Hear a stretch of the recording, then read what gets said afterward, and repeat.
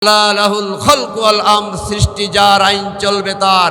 এই কথাগুলো বলতে গেলে আমরা হয়ে যাই জঙ্গিবাদী, আমরা হয়ে যাই মৌলবাদী, আমরা হয়ে যাই একাত্তর বিরোধী, আমরা হয়ে যাই গুপ্ত। কথা বলেন ঠিক কিনা?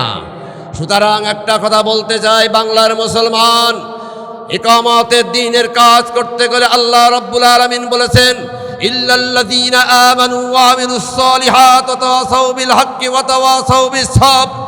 যারা, যে সমস্ত মানুষ আল্লাহর বিধান চারটা নিয়ম পালন করবে, ওই মানুষগুলোর জীবনে বাধা বিপত্তি সব কিছু আসবে। সুতরাং এই চারটা আইন পালন করতে যে, চারটা নিয়ম পালন করতে যে, এক নম্বর হলো ইল্লাল্লাযীনা আমানু, আল্লাহর প্রতি একনিষ্ঠভাবে ঈমান আনা। দুই নম্বর হলো ওয়া আমিলুস সালিহাত, সৎ কাজ করা, আমিলুস সালিহ ভালো ভালো কাজ করা। ওয়া তাওয়াসাউ বিল হাক্কি, সত্য কথা বলা, হক কথা বলা। ওয়া তাওয়াসাউ বিস সাবর, বিপদে আপদে ধৈর্য ধারণ করা। এই চারটা গুণ অর্জন করতে যে আপনার জীবনে বাধা আসবে, বিপত্তি আসবে, জেল আসবে, জুলুম আসবে, ফাঁসির মঞ্চে যেতে হতে পারে। কোনো অস্ত্রের ভয় আমরা করি না, কোনো হুমকি ধামকির ভয় আমরা করি না। আজকে বাংলার জমিনে হক কথা বলার কারণে যেই মানুষগুলো অন্যায়ভাবে ফাঁসির মঞ্চে দেওয়া হয়েছে, একদিন না একদিন বাংলার জনগণ গণ আদালতে তোমাদের বিচার করবে। কথা বলেন ঠিক কিনা? ও মুসলমান, দীপ্ত কণ্ঠে একটা কথা শুনে রাখেন, আজকে বাংলার জমিনে যারা একটা কথা এসেছে, একটা ওয়ার্ড তারা হাইজ্যাক করে এনেছে, গুপ্ত বলে একটা কথা এসেছে। কথা বলেন ঠিক কিনা? আমার মনে হয় এই কথাটা লন্ডন থেকে হাইজ্যাক হয়েছে। কথা বলেন ঠিক কিনা? লন্ডন থেকে হাইজ্যাক করে এমন একটা কথা বাংলার জমিনে এনে হাজির করেছ। ও মুসলমান, তো দায়িত্বশীল ব্যক্তিরা, তোমরা নিজেদের দিকে একটু তাকায়া দেখো, নিজেরাই তার রিজাল্ট দিতে পারবা তোমরা গুপ্ত না সুপ্ত। কথা বলেন ঠিক কিনা? মুসলমান, আজকে মুসলমানের গলার পাওয়ার কমে গেছে, মুসলমানের ইমানের পাওয়ার কমেছে না বেড়েছে? জোরে বলা লাগবে, কমেছে না বেড়েছে?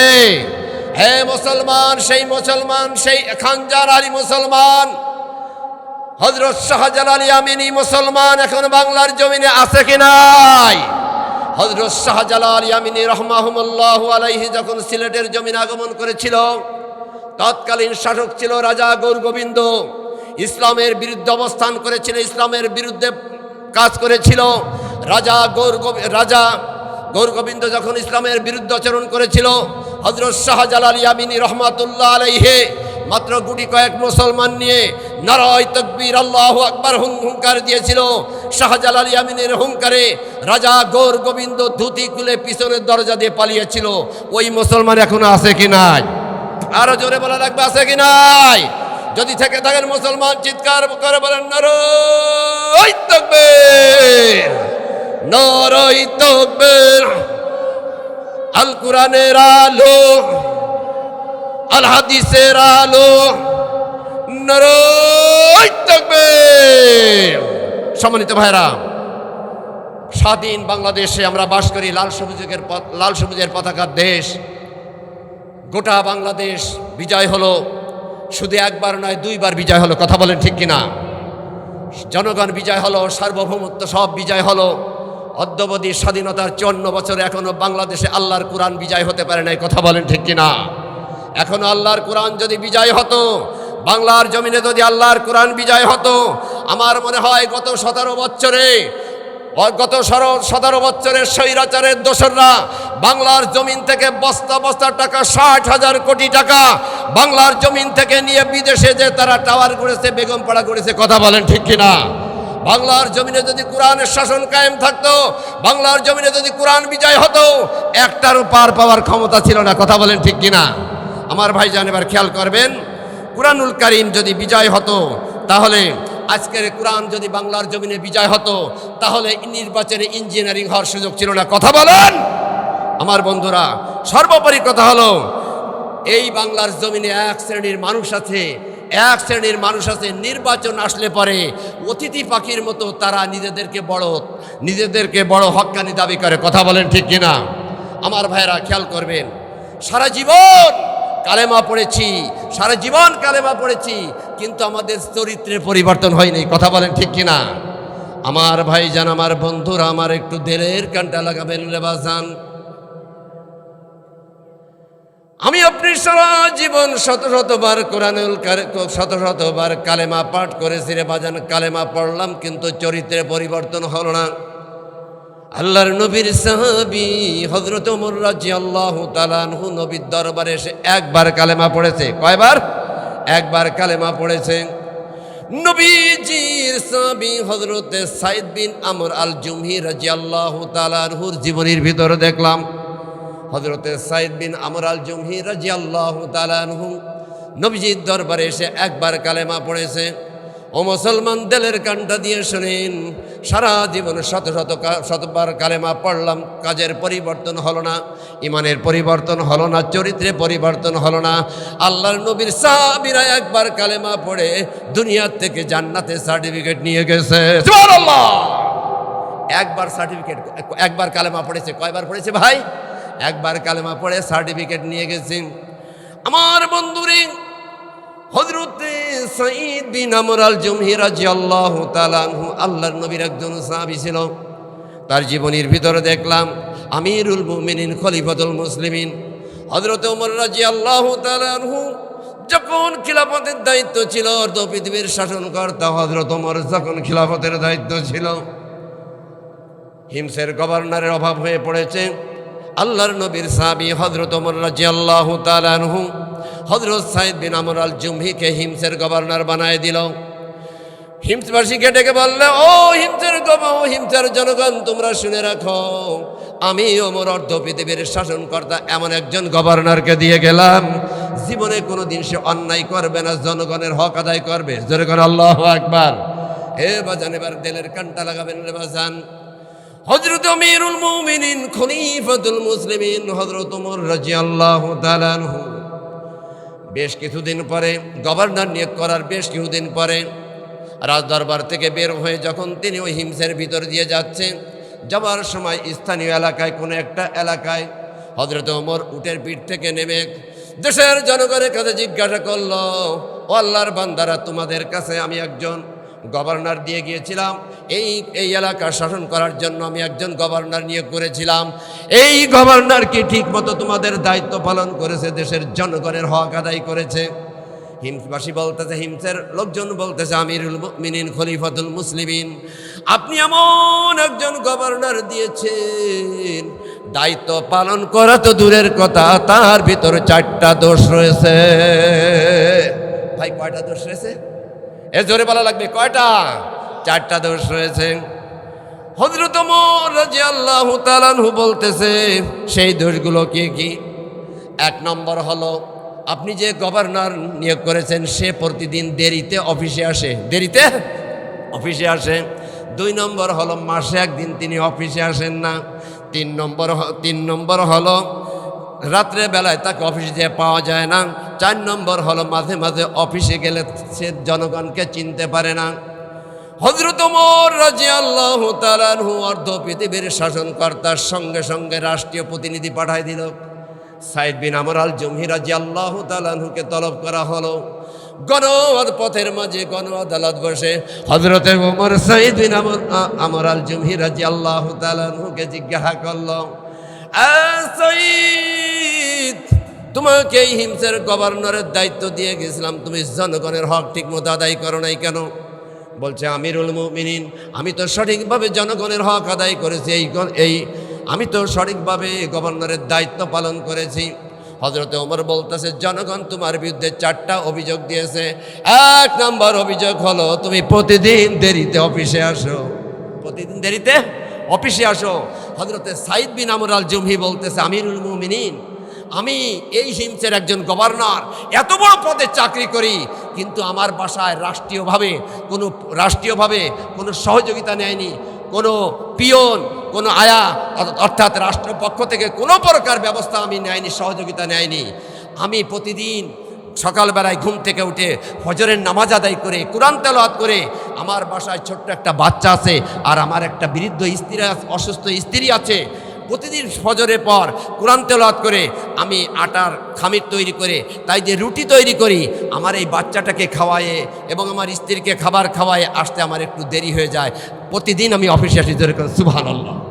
আমার ভাইরা, এটা কি কোনো দোষ? এটা কি কোনো দোষ? আমার ভাইজান দিলের কানটা লাগাবেন।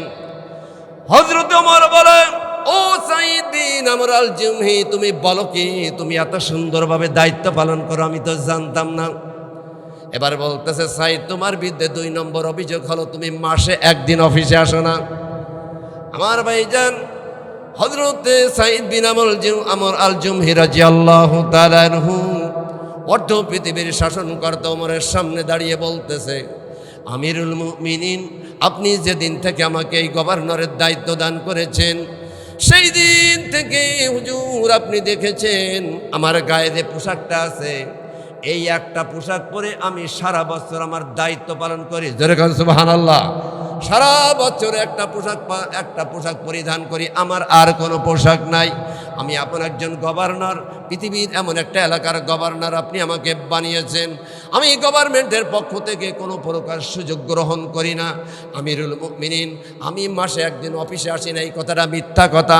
তার কারণ হলো আমি প্রতি মাসের শেষ জুম্মার দিন, শেষ শুক্রবার ফজরের নামাজ পড়ে সকালবেলায় তাড়াতাড়ি আমি বাজারে চলে যাই। আমার পরিবারের জন্য মাসে একদিন আমি বাজার করি।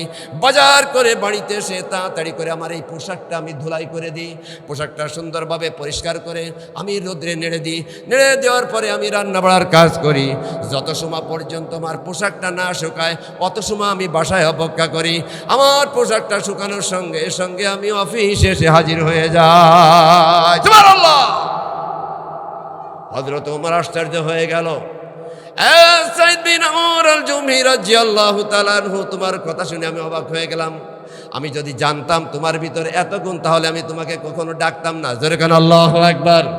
হে বাজান, আল্লাহর দুনিয়ায়, আল্লাহর জমিনে আল্লাহকে ভয় করে যদি জনগণের সেবা করা হয়, জনগণের সেবাটা আমার আল্লাহ তাআলা ইবাদত হিসেবে কবুল করে, ঠিক না বন্ধুরা? আমার ভাইরা আমার, এবার খেয়াল করবেন, আমিরুল মুমিনিন খলিফাতুল মুসলিমিন হযরত ওমর রাদিয়াল্লাহু তাআলা আনহু বলতেছেন, এ সাঈদ আমর আল জুমহি, শোনো, তোমার 3 নম্বর অভিযোগ হলো রাত্রেবেলায় মাঝে মাঝে তুমি অফিসে থাকো না। তার ব্যাপারটা কি? রাত্রেবেলায় দেশের জনগণ এসে তোমারে পায় না, দেশের জনগণ খেদমত সেবা নিতে পারে না।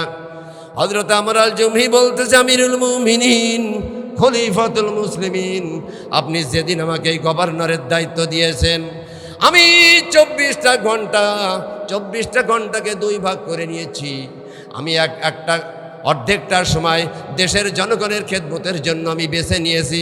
বাকি অর্ধেকটা সময় ঈশান নামাজ পড়ে ফজরের নামাজ পর্যন্ত সারা রাত বসে বসে আমি আমার আল্লাহর সঙ্গে দেশের জন্য জনগণের কথাগুলো আমার আল্লাহর কাছে বলি। বলেন সুবহানাল্লাহ। 4 নম্বর অভিযোগটা হলো, হযরত ওমর বলতেছে, এ সাঈদ বিন আমর আল জুমহি, তোমার বিরুদ্ধে 4র্থ নাম্বার অভিযোগ হলো যে জনগণ যখন তোমার অফিসে যায় তুমি মাঝে মাঝে বেহুশ হয়ে যাও, সেন্সলেস হয়ে যাও। এইভাবে হলে তো গভর্নরের দায়িত্ব পালন করা যাবে না। আমার ভাইজান হযরত সাঈদ বিন আমর আল জুমহি রাদিয়াল্লাহু তাআলা আনহু অর্ধ পৃথিবীর শাসনকর্তা ওমরের সামনে দাঁড়িয়ে বলতেছেন, আমিরুল মুমিনিন খলিফাতুল মুসলিমিন, আমি কেন বেহুশ হয়ে যাই, সেন্সলেস হয়ে যাই, কথা যদি আপনি শুনতেন, আপনি ওমর আর দাঁড়াই থাকতে পারবেন না, আপনিও বেহুশ হয়ে পড়ে যাবেন। জোরে কান সুবহানাল্লাহ। হযরত ওমর বলে, ও সাঈদ বিন আমর আল জুমহি, ঘটনাটা কি, ব্যাপারটা কি? হযরত সাঈদ আল জুমহি রাদিয়াল্লাহু তাআলা আনহু বলেন, আমিরুল মুমিনিন খলিফাতুল মুসলিমিন, আমি তখন কুফরি হালাতে ছিলাম। আল্লাহর নবীর একজন সাহাবী ছিল, তার নাম ছিল হযরতে খুবাইব রাদিয়াল্লাহু তাআলা আনহু। এই খুবাইব যখন মক্কা থেকে যখন নবীর হাতে হাত দিয়ে কালেমা গ্রহণ করলো, খুবাইব যখন ইসলাম গ্রহণ করেছে, ইসলাম গ্রহণ করার পরে খুবাইব মদিনায় নবীর কাছে চলে গেছে। মক্কার কাফের বেঈমানেরা তারা ষড়যন্ত্র শুরু করে দিল। খুবাইব ইসলাম গ্রহণ করেছে। খুবাইব এই সমাজের একজন ধনপতি মানুষ, শক্তিশালী মানুষ, জনবল, অস্ত্রবল, শক্তিবল সবই তার আছে। ওকে যদি ইসলাম থেকে বিচ্ছিন্ন না করা যায় তাহলে আমাদের শক্তির খর্ব হবে। কথা বলেন ঠিক কিনা? আমার ভাইজান এবার দিলের কানটা লাগাবেন। হযরতে আমর আল জুমহি বলতেছেন, হযরতে খুবাইব নবীর সাহাবী, মদিনায় নবীর কাছে রয়েছে। মক্কার কাফের বেঈমানেরা তারা হযরতে খুবাইবকে মদিনার থেকে গ্রেফতার করে নিয়ে এসেছে। মক্কার জমিনে যখন আনলো, আনার পরে হারে দেশের জনগণ খুবাইবের বিরুদ্ধে মিছিল শুরু করে দিয়েছে, দেশের বিরুদ্ধে মিছিল শুরু করে দিয়েছে, মানবতা বিরোধী মিছিল শুরু করে দিয়েছে। শুধু তাই নয়, কেউ কিল মারে, কেউ ঘুষি মারে, কেউ লাথি মারে, কেউ থুতু মারে। এইভাবে হজরতে খুবাইবের পরে আক্রমণ চলতে লাগলো। আল্লাহর নবীর সাহাবী হজরতে খুবাইব বলতেছে, ও দুনিয়ার মানুষেরা, তোমরা আমার সঙ্গে এই ব্যবহার করতেছো কেন? একজন কাফের নেতা বলতেছে, খুবাইব শোন, তোর এই জায়গায় যদি তুই না হয়ে আল্লাহর নবী হতে তাহলে আমরা খুশি হয়ে যেতাম। হজরতে খুবাইবের মিজাজটা এত গরম হয়ে গেল, খুবাইব কি করবে? হাত বাঁধা, পা বাঁধা, মুখের ভিতর খানিকটা থুতু এক জায়গায় করে ওই কাফেরের মুখের পরে লাগিয়ে দিল। জোরে কান সুবহানাল্লাহ। এমন ভাবে থুতু নিক্ষেপ করেছে, কাফের নেতা রেগে গেছে। আমার ভাইজান এবার খেয়াল করবেন, হজরতে খুবাইব রাদিয়াল্লাহু তাআলা আনহুকে, হজরতে খুবাইবকে জেলখানায় পাঠানোর নির্দেশনা জারি হয়ে গেল। হজরতে খুবাইবকে জেলখানায় পাঠিয়ে দেওয়া হলো, আইন জারি করে দেওয়া হলো। খুবাইবকে সকল প্রকার খাবার বন্ধ করে দেওয়া হোক, কোনো খাবার দেওয়া হবে না, কোনো পানি দেওয়া হবে না, আলো দেওয়া হবে না, বাতাস দেওয়া হবে না। তার মানে এমন আয়না ঘরে রেখে দেওয়া হবে। মুসলমান খুবাইব ইসলাম গ্রহণ করেছে, মুসলমান ওখানে ধুকে ধুকে মারা যাবে। কথা কন ঠিক কিনা? আমার বন্ধুরা, আমার ভাইরা, আমার হজরতে খুবাইব রাদিয়াল্লাহু তাআলা আনহুকে জেলখানার ভিতর পাঠিয়ে দেওয়া হলো, আয়না ঘরের ভিতর পাঠিয়ে দেওয়া হলো। হজরত আমর আল জুমহি রাদিয়াল্লাহু তাআলা আনহু বলতেছেন, হজরতে খুবাইব যখন জেলখানার ভিতর ছিল, তার খাবার বন্ধ হয়ে গেল, পানি বন্ধ হয়ে গেল, আলো বাতাস সব বন্ধ হয়ে গেল। একদিন নয়, 2 দিন না, 2 মাস ধরে। ধরে কান কয় মাস? ভাই কয় মাস? 2 মাস ধরে তার খাবার বন্ধ হয়ে গেছে। আমর আল জুমহি বলেন, হজরতে আমর আল জুমহি বলছেন, আমিরুল মুমিনিন খলিফাতুল মুসলিমিন, আমি মাঝে মাঝে রাতের বেলায় হজরতে খুবাইবের এই দৃশ্যটা জেলখানায় দেখার জন্য যেতাম। আমি দেখতাম হজরতে খুবাইব আল্লাহরে সিজদা দিচ্ছে, রাত্র জেগে জেগে সিজদা দেয়, আর খুবাইবের চারিপাশে জান্নাতের খাবারগুলো ভরে গেছে। বলেন সুবহানাল্লাহ। আমার বন্ধুরা, আমার ভাইয়ের, আমার হজরতে আমর আল জুমহি রাদিয়াল্লাহু তাআলা আনহু বলতেছেন, আমিরুল মুমিনিন খলিফাতুল মুসলিমিন, ওই দিন হজরতে খুবাইবের পরে যে নির্যাতন করা হয়েছিল, খুবাইবকে জেলখানার থেকে বের করে আনা হলো। তাকে বলা হলো যে, খুবাইব, তোমার কোনো দাবি আছে নাকি? তোমার কোনো চাহিদা আছে নাকি? তোমাকে একটু পরে ফাঁসি দিয়ে দেওয়া হবে। হজরতে খুবাইব বলে, ও মক্কার মানুষেরা শোনো, আমার কোনো দাবি নাই, দাবি আমার শুধু একটা দাবি, আমাকে 2 রাকাত নামাজ পড়তে দাও। কি পড়তে দাও ভাই? হজরতে খুবাইবের থেকে চালু হলো পৃথিবীতে কোনো ফাঁসির আসামিকে কোনো কিছু চাইতে, কোনো ফাঁসির আসামির কোনো চাহিদা থাকলে তাকে পূরণ করা লাগবে। যেরকম সুবহানাল্লাহ। হজরতে খুবাইব বলছে, আমাকে 2 রাকাত নামাজ পড়ার সুযোগ দাও, আমি আমার আল্লাহর সঙ্গে একটু কথা বলবো। আমার বন্ধুরা এবার খেয়াল করবেন, আমিরুল মুমিনিন খলিফাতুল মুসলিমিন হযরত ওমরের সামনে সাইদ আল জুমহি রাদিয়াল্লাহু তাআলা আনহু বলতেছে, আমিরুল মুমিনিন, আরে যখন ওই মঞ্চে যখন তারে ফাঁসি দেওয়া হবে, যখন তাকে ফাঁসি দেওয়া হবে, ফাঁসির মঞ্চে যখন আনা হলো, আলা লাহুল খলকু ওয়াল আমর, সৃষ্টি যার, আইন চলবে তার। কথা বলেন ঠিক কিনা? ইনিল হুকমু ইন্না লিল্লাহ, আল্লাহ ছাড়া কারো আইন মানি। আরো জোরে বলা লাগবে, আল্লাহ ছাড়া কারো আইন মানি। আমার ভাইয়েরা, আজকে এই কথাগুলো বলতে গেলে যে আলা লাহুল খলকু ওয়াল আমর, সৃষ্টি যার, আইন চলবে তার, এই কথাগুলো বলতে গেলে আমরা হয়ে যাই জঙ্গিবাদী, আমরা হয়ে যাই মৌলবাদী, আমরা হয়ে যাই 71 বিরোধী, আমরা হয়ে যাই গুপ্ত। কথা বলেন ঠিক কিনা? সুতরাং একটা কথা বলতে চাই, বাংলার মুসলমান, ইকামতের দ্বীনের কাজ করতে গেলে আল্লাহ রাব্বুল আলামিন বলেছেন, ইল্লাল্লাযীনা আমানু ওয়া আমিলুস সালিহাত ওয়া তাওয়াসাউ বিল হাক্কি ওয়া তাওয়াসাউ বিস সাবর, যারা, যে সমস্ত মানুষ আল্লাহর বিধান 4টা নিয়ম পালন করবে, ওই মানুষগুলোর জীবনে বাধা বিপত্তি সব কিছু আসবে। সুতরাং এই 4টা আইন পালন করতে যে, 4টা নিয়ম পালন করতে যে, 1 নম্বর হলো ইল্লাল্লাযীনা আমানু, আল্লাহর প্রতি একনিষ্ঠভাবে ঈমান আনা। দুই নম্বর হলো আমিলুস সালিহাত, সৎ কাজ করা, আমিলুস সালিহ ভালো ভালো কাজ করা, ওয়াতাসাউ বিল হাক্কি, সত্য কথা বলা, হক কথা বলা, ওয়াতাসাউ বিস সবর, বিপদে আপদে ধৈর্য ধারণ করা।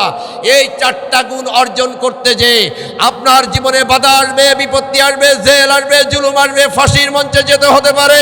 কারা কারা রাজি? দুটি হাত উঁচু করে দেখা দেবেন। নারায়ে তাকবীর, নারায়ে তাকবীর, আল কোরআনের আলো, নারায়ে তাকবীর।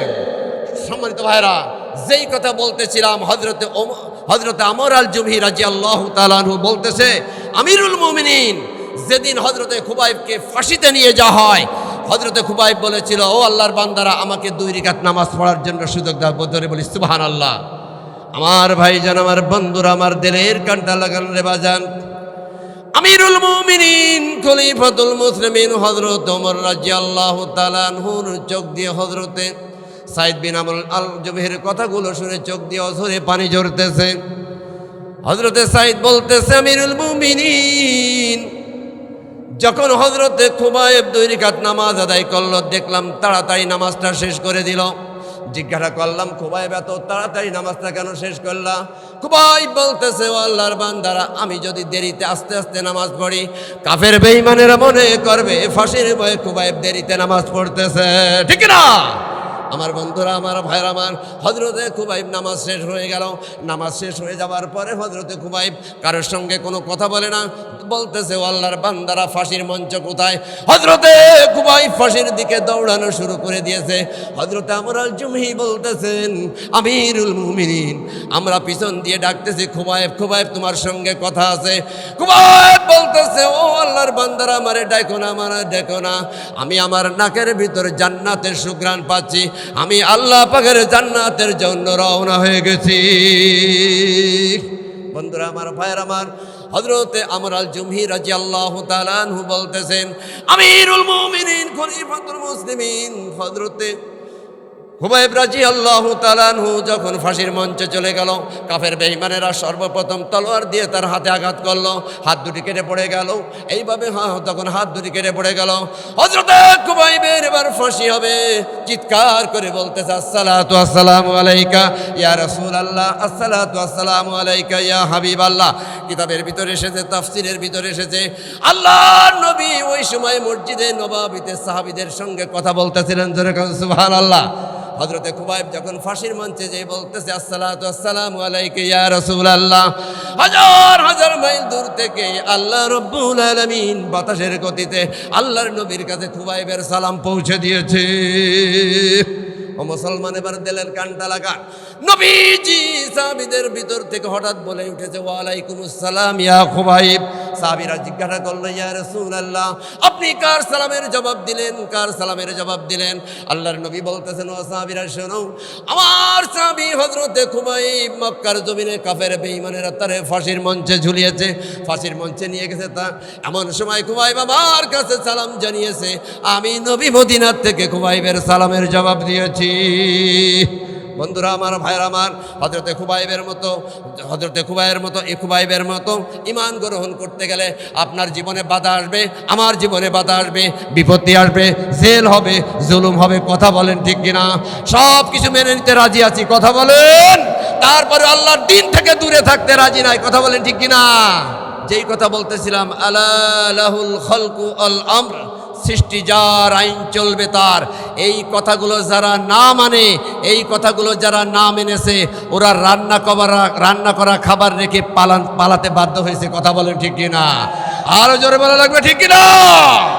সুতরাং আমি মাননীয় গভর্নমেন্টকে একটা কথা বলতে চাই, আপনি মাজার সোজা করে দাঁড়ান।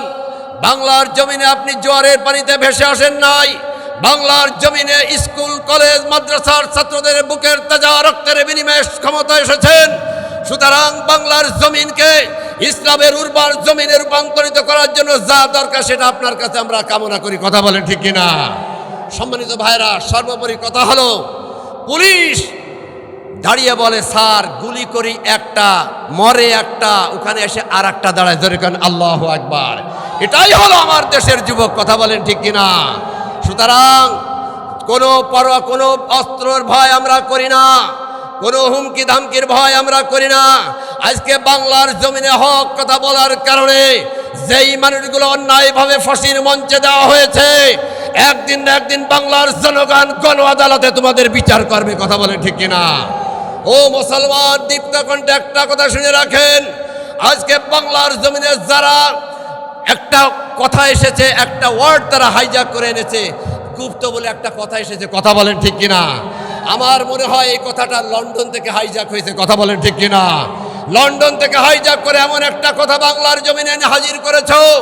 ও মুসলমান, তো দায়িত্বশীল ব্যক্তিরা, তোমরা নিজেদের দিকে একটু তাকায়া দেখো, নিজেরাই তার রিজাল্ট দিতে পারবা তোমরা গুপ্ত না সুপ্ত। কথা বলেন ঠিক কিনা?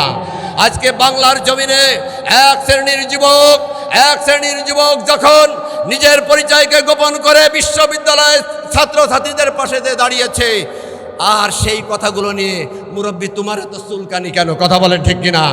তোমরা তাদেরকে গুপ্ত বলছো, তোমরা তাদেরকে গোপনের কথা বলছো, অনেক কথা বলছো। এটা বাংলার মানুষ কোনোদিন বরদাস্ত করবে? আমার বন্ধুরা, আমার ভাইয়ের, আমার যেই কথা বলতেছিলাম, হযরত আমর আল জুমহি রাদিয়াল্লাহু তাআলা আনহু, হযরত আমর আল জুমহি রাদিয়াল্লাহু তাআলা আনহু বলতেছে, আমিরুল মুমিনিন, যখন হযরতে খুবাইবের ওই দৃশ্যের কথা মনে পড়ে, যখন আমার চোখের সামনে ওই দৃশ্য ভেসে ওঠে, আমি আর স্থির থাকতে পারি না, আমি অফিসের ভিতরে সেন্সলেস হয়ে পড়ে যাই। আমিরুল মুমিনিন খলিফাতুল মুসলিমিন হযরত ওমর রাদিয়াল্লাহু তাআলা আনহু বলতেছে, ও সাইদ বিন আমর আল জুমহি, যদি আগে জানতাম তোমার ভিতর এত সুন্দর সুন্দর গুণ রয়েছে, তাহলে আমি কোনোদিন তোমার কাছে জবাবদিহি করতাম না। যেরকম সুবহানাল্লাহ, কোনোদিন জবাব চাইতাম না। আমার বন্ধুরা, আমার ভাইরা, আমার সর্বোপরি কথা হলো একটাই, আল্লাহ রাব্বুল আলামিন বলেন, ইল্লাল্লাযীনা আমানু ওয়া আমিলুস সালিহাত ওয়া তাওয়াসাউ বিল হাক্কি ওয়া তাওয়াসাউ বিস সাবর। যেই চারটা গুণ অর্জন করার কারণে বাংলার জমিন থেকে বিশ্ব বরেণ্য কোরআনের পাকে আল্লামা সাঈদীকে বিদায় করে দেওয়া হয়েছে। ঠিক না? আরো জোরে বলো। বন্ধুরা, আমার ভাইরা, আমার আল্লামা সাঈদী রহমাতুল্লাহ আলাইহিকে চারটা গুণ অর্জন করার কারণে তাকে জেলখানায় 13টা বছর হয়রানি করা হয়েছে। অবশেষে অন্যায়ভাবে জেলখানা থেকে তাকে মৃত্যুর মুখে ঠেলে দেওয়া হয়েছে। কথা বলেন ঠিক কিনা?